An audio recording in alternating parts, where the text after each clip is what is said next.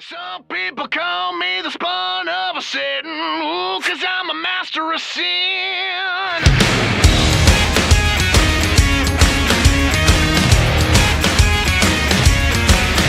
What's going on, guys? Alright, so saw the shooting of the CZ. Actually, I don't know what order I'm going to put these in, but here we go. So this is the CZ p07. This is what it comes with. I got it in trade. The guy took great care of it. Still had everything, the manual in here, and you know, all that horse shit. It actually comes with a little cleaning kit, which I promptly remove. Also comes with, you can change it from a safety or a decocker. This is the safety. Very easy to change. It's much more difficult to change it back to the decocker. Keep that in mind. It's very quick to do this. The decocker takes a few more minutes. Once you get good at it, though, it didn't take me any time at all. I mean, less than 5 minutes, 3 minutes maybe. I don't know. But you know, small price to pay. It's not like you're going to be swapping it at the range back and forth or whatever. For me, I'm going to leave it in the decocker mode at the moment.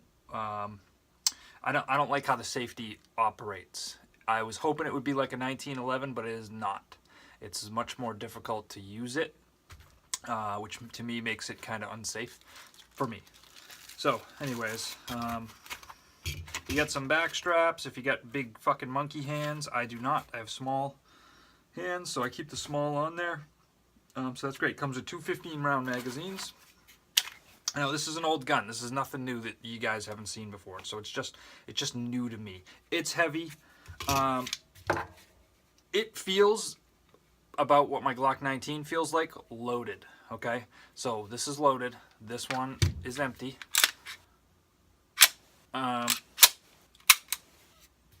This is about the same weight with a full magazine in the Glock. Okay, so it's a little heavier. You can kind of feel it's sort of like top heavy.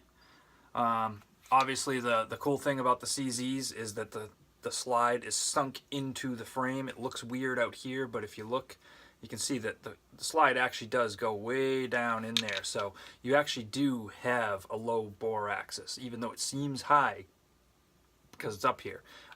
It's not. It's low. That being said, if you watch the video, you saw me shooting like shit. And I did, off camera, kind of figure out what was going on. And for whatever reason, I'm hitting high left with this. I gotta look it up. I should have did so maybe before I started talking, but I don't know what high left equates to what I'm doing wrong. Typically, I'm shooting low left, which I believe is just me too much finger on the trigger or not enough. I can't fucking remember. But, you know, I know how to correct it when I start doing it. And then the low is, you know, anticipation or you know, kind of doing this when you pull the trigger. So, you know, that's all stuff that I continue to work on as a shooter, and you should too. So as far as the gun goes, as far as, you know, sexy, I mean, it's got it. It's a great looking gun. It's comfortable in the hand. It feels like the stippling they put on here is aggressive, and it's kind of nice because with the way I hold the gun, if I get in here, this is here for my thumb, right? Seems like a match made in heaven. Like, oh yeah, I'm not actuating this with the, you know, like a VP9. I actually hit the slide release. Look at the size of that slide release, by the way. Is that fucking enormous or what? They want to make sure you can fucking throw a rock at this thing to release the slide if you have to from like 20 feet away. So it's kind of excessively large, but whatever. Cool thing is it has a metal trigger, which is awesome. Metal triggers are great. But like I said, comfortable, good size gun. I don't really like huge guns. The serrations are very aggressive. You're going to know it when you've been pulling on this slide for a little bit. You're going to know it. Your fingers are going to feel a little raw. But that's not necessarily a bad thing at all, actually. So, the way that it works, anyone who doesn't know, because I mean, I'm primarily a striker-fired guy or a single-action only guy. So this is sort of new territory for me. I've never really been into this. So what you do is you load your round, decock it, and then you carry it like this, right? So your first pull is, let me try to do this. Your first pull is double action, okay? And it's about 9 pounds. It's fucking heavy. I mean, I always like to hit. So when I get a new gun, it's like a ritual to bring it to the range and test it out. I always like to make my first shot a hit.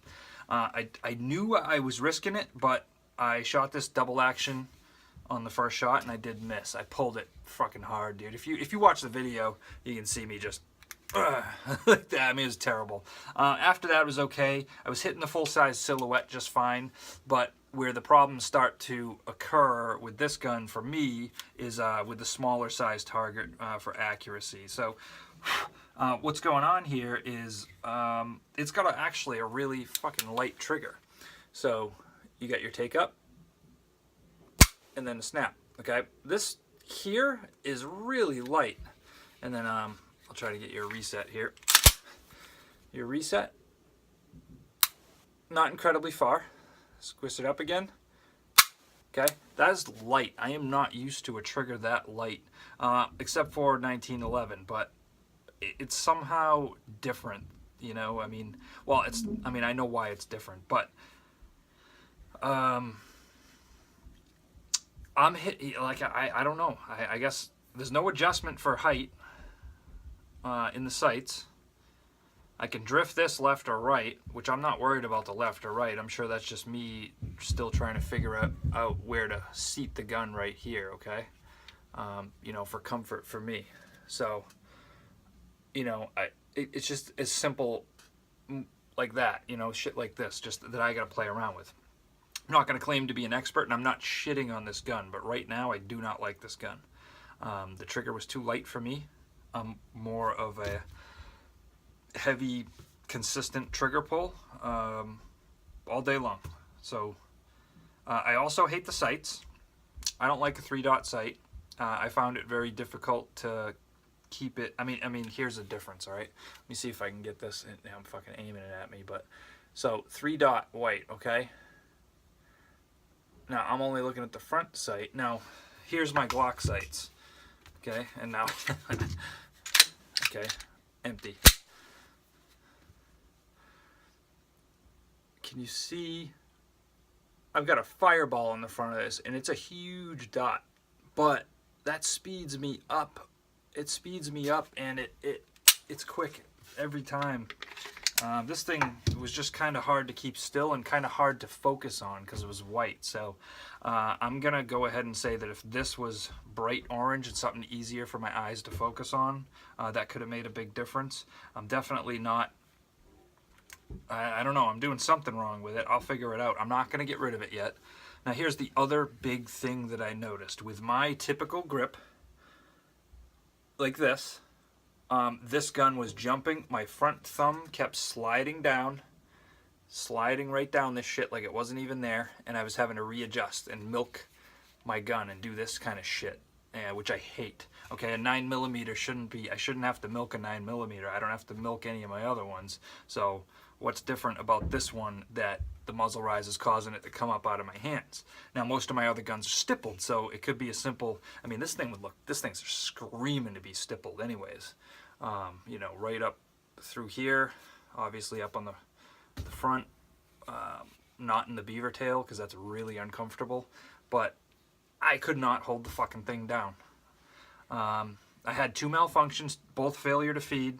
I marked the magazine on the second one, and it didn't happen again, so I forgot to mark it on the first one.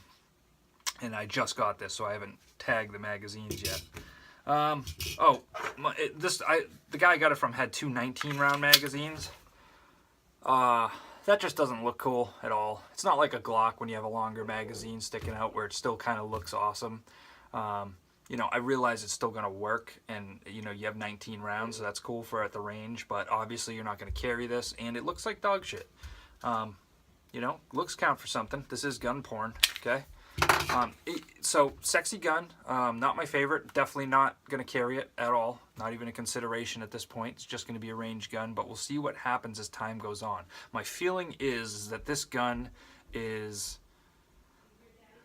going to be more suited to somebody who likes to target shoot slow, take their time, be accurate. because of that light trigger. My style of shooting is more fast, sort of reality-driven shooting, and just right now, I mean, I know this is like a service pistol, you know, it's just not for me at the moment. So, you know, take it for what it is. If anyone has any recommendations on the high left thing, please let me know. And, you know, other than that, if you have any questions about it at all, I'll try to do my best. I'm not an expert on CZs, as it's my first one.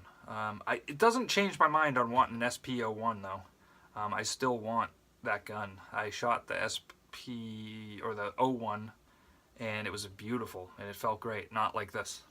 So if you're thinking about getting like this or a Glock or an M&P, I mean, or even an HK, I mean, I could name 3 guns I'd buy instead of this one.